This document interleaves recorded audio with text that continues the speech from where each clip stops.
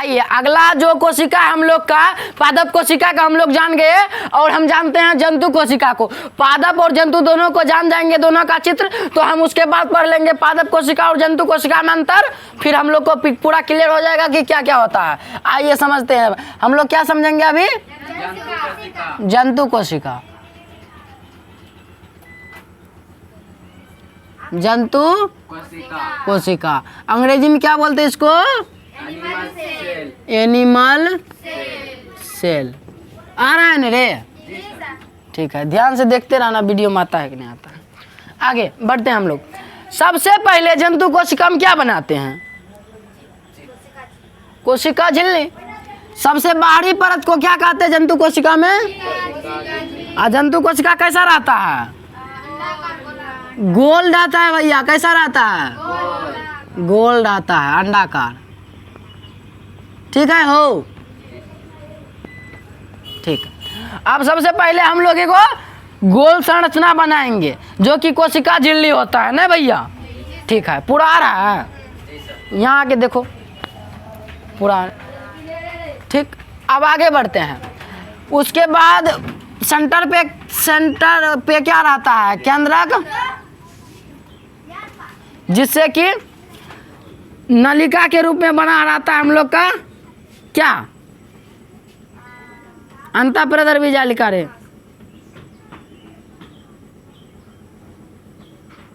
ये बहुत ज़्यादा जकड़ा हुआ रहता है। हमारे साथ साथ ही बनाते चलेगा ताकि सीख जाएगा बनाना। रोज रोज बोलिए के छे हो।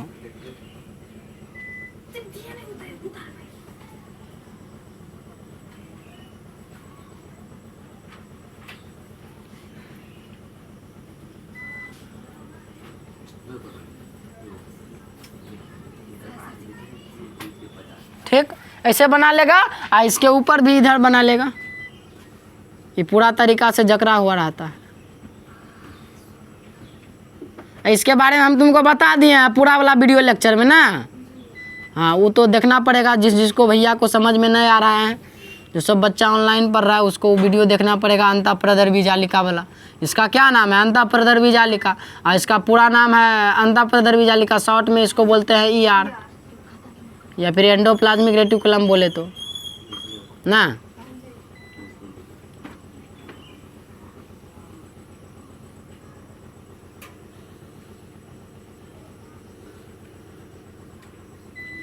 बढ़िया से नहीं बना ऊपर वाला नहीं रे, चलो कोई बात नहीं है। तो ये बना लेगा। एगो पे रहता है कौन चीज? एगो पे रहता है राइबोसोम चिपका हुआ, राइबोसोम। राइबोसोम जिस पे रहता है उसको क्या बोलते हैं? खुरदरी अंतःप्रदर्भी जालिका, या अंग्रेजी में बोले तो रफ एंडोप्लाज्मिक रेटिकुलम ना। ठीक, आगे बढ़ते हैं। इसके केंद्रक के अंदर रहता है केंद्रिका, केंद्रिका के अंदर रहता है गुणसूत्र ना। और इसके केंद्रक के बाहर देखो एगो संरचना बनाना भूल गए, कोशिका झिल्ली रहता है। सॉरी, केंद्रक झिल्ली। सब में जी कर रहा है पगला। जहाँ गलती होगा बताएगा ना।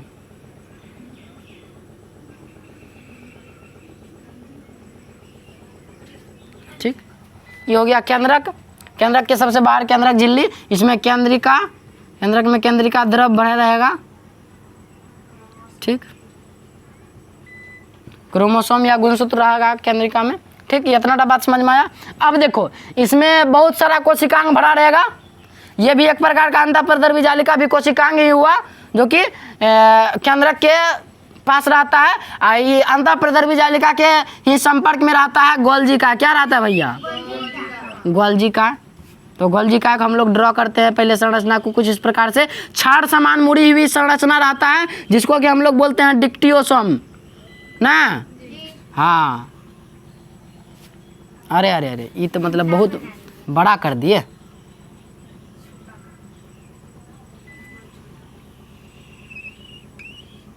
छड़ समान मुड़ी हुई संरचना को हम लोग बोलते हैं डिक्टियोसोम।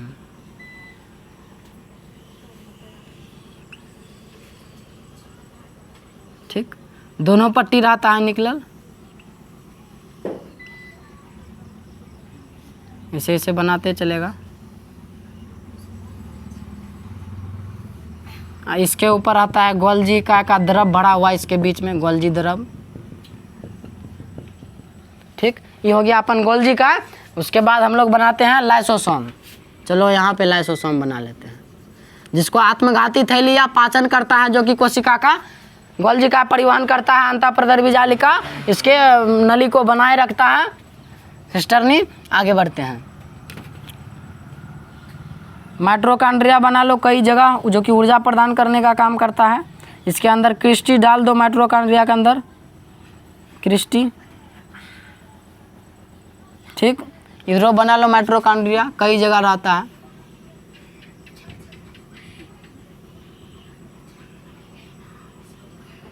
एक तरह की दीवानगी में हमको किसी ने पूछा न था।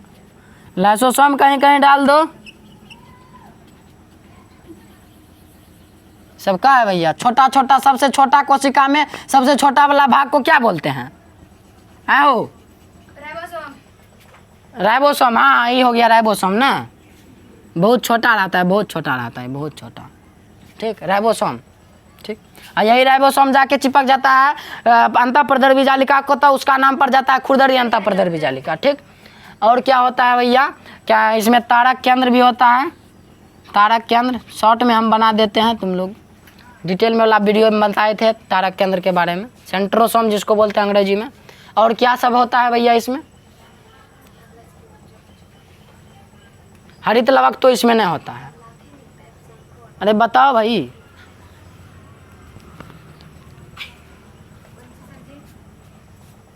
और कोई कोशिकांग रहता है? रसधानी। हाँ भैया, रसधानी। लाइसोसोम तो बना दिए, तारक केंद्र भी बना दिए।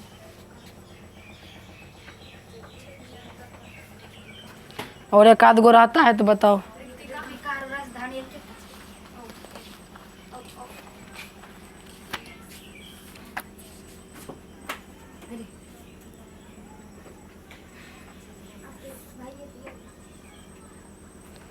ठीक है, यही संरचना है, इसके बावजूद और कुछ नहीं होता है। तो हम लोग अब इसका नामकरण करते हैं ना। पहले समझा बढ़िया से, ध्यान से इन सारी बातों को समझो कि कौन क्या करता है। जैसे मान लो ये लाइसोसोम है, क्या है? लाइसोसोम है।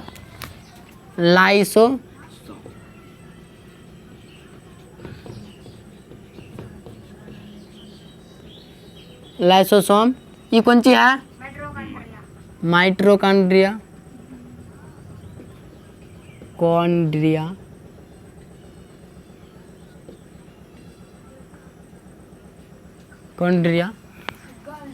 यह गोल्जी का है, गोल्जी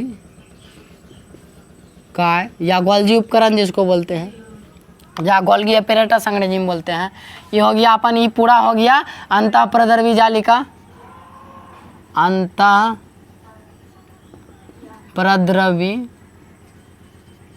जालिका। अब इसका दो प्रकार होता है ना, एगो खुरदरी अंतःप्रदर्भी जालिका, ये हो गया खुरदरी अंतःप्रदर्भी जालिका, जिसको शॉर्ट में बोलते हैं RER, शॉर्टे लिख देते हैं। और इसको बोलते हैं चिकनी अंतःप्रदर्भी जालिका। चिकनी अंतःप्रदर्भी जालिका को अंग्रेजी में बोलते हैं स्मूथ एंडोप्लाज्मिक रेटिकुलम या SER। ठीक भैया। हाँ, इसको शॉर्ट में बोलते हैं ER या एंडोप्लाज्मिक रेटिकुलम या फिर अंतःप्रदर्भी जालिका हो गया। अब केंद्रक के बारे में जानते हैं। केंद्रक के सबसे बाहर केंद्रक झिल्ली होता है, जिसको न्यूक्लियोप्लाज्म बोलते हैं। केंद्रक झिल्ली को अंग्रेजी में केंद्रक झिल्ली होता है। केंद्रक में रहता है केंद्रिका। ध्यान से समझो, केंद्रिका रहता है। और केंद्रिका के अंदर क्या रहता है? गुणसूत्र रहता है। केंद्रिका ये हो गया, ये हो गया केंद्रक द्रव, बीच में जो भरा रहता है ना, हो केंद्रक द्रव, केंद्रक द्रव्य। ठीक, ये पूरा को हम लोग क्या बोल रहे हैं? केंद्रक।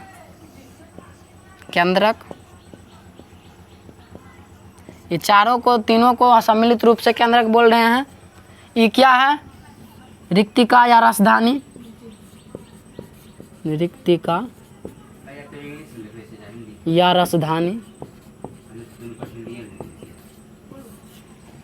इसका इसकी और रिक्तिका ही है। ई कौन सी है? ई राइबोसोम, राइबोसोम। इसके बीच में क्या भरा रहता है? गाढ़ा चिपचिपा द्रव, जिसको रंगहीन, जिसका कोई रंग नहीं रहता है, उसको हम लोग बोलते हैं कोशिका द्रव। तो कोशिका द्रव को भर देंगे हम लोग।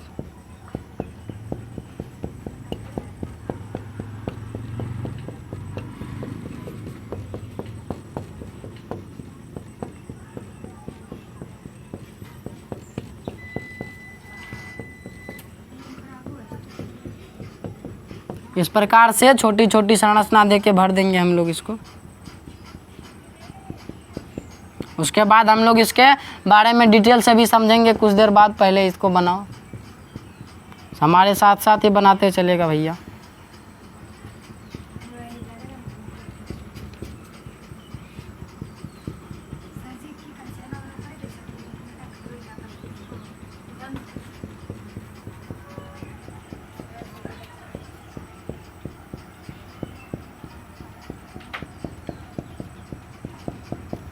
समझा? ये पूरा है। कौन कुछ का अच्छा नाम बचा? तारक केंद्र निकला, भूल गए थे। देखो, तारक केंद्र अंग्रेजी में बोलते हैं सेंट्रोसोम। और कुछ बचा रे लिखना? हो गया हम सब चीज। अच्छा, पगला आते हैं। कोशिका झिल्ली लिखे रे, कोशिका झिल्ली,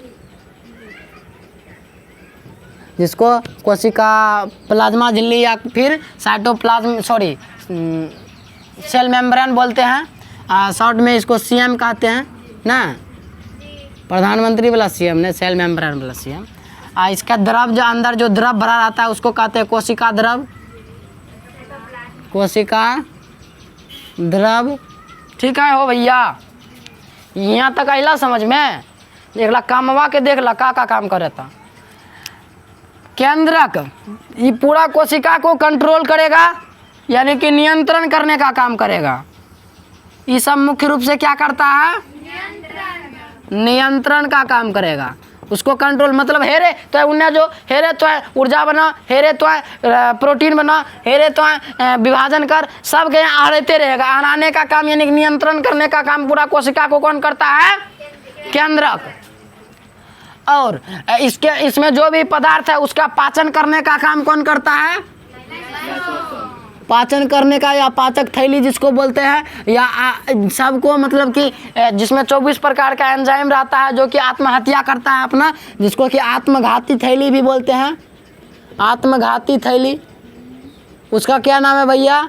लाइसोसोम, जिसका खोज डी ड्यूवे ने किया था, क्रिश्चियन डी ड्यूवे ने किया था। माइटोकॉन्ड्रिया ऊर्जा का निर्माण करता है, जिसको ऊर्जा घर हम लोग बोलते हैं। ठीक, माइटोकॉन्ड्रिया खोज किसने किया था? कॉलिकर या अल्टमैन ने किया था। ठीक, याद रखेगा, पूरा फुल वाला वीडियो में देख लेना तुम लोग। कोशिका झिल्ली, सेल मेम्ब्रेन, जो कि जंतु कोशिका के सबसे बाहरी आवरण को हम लोग जंतु कोशिका झिल्ली बोल रहे हैं, जो कि अर्धपारगम्य होता है। कैसा रहता है भैया? अर्धपारगम। अर्धपारगम्य का क्या मतलब हुआ? अर्धपारगम मतलब कि कुछ पदार्थ को अंदर जाने देगा और कुछ पदार्थ को बाहर आने देगा, जिसका जरूरी है। इसका सिलेक्टिव परमिएबल इसको क्यों बोलते हैं? क्योंकि भैया सेलेक्ट करके अंदर जाने देगा, जिसको अंदर जाना है उसी को अंदर जाने देगा। जैसे ऑक्सीजन को अंदर जाने देना है तो अंदर जाने देगा, बाहर निकालना है किसको? कार्बन डाइऑक्साइड को, तो उसको ये अंदर बाहर। तो और कुछ पदार्थ है जिसको अंदर जाने देता है और बाहर निकलने देता है, तो कौन ये काम करता है? कोशिका झिल्ली, याद रखेगा। ठीक, कोशिका द्रव, कोशिका द्रव तो भरल रहता है। क्यों भैया? कोशिका द्रव नहीं रहेगा भरल तो सब आपस में टकरा जाएगा, टकरेते टकरेते टकरेते टकरेते और पता चलेगा सब खत्म ना।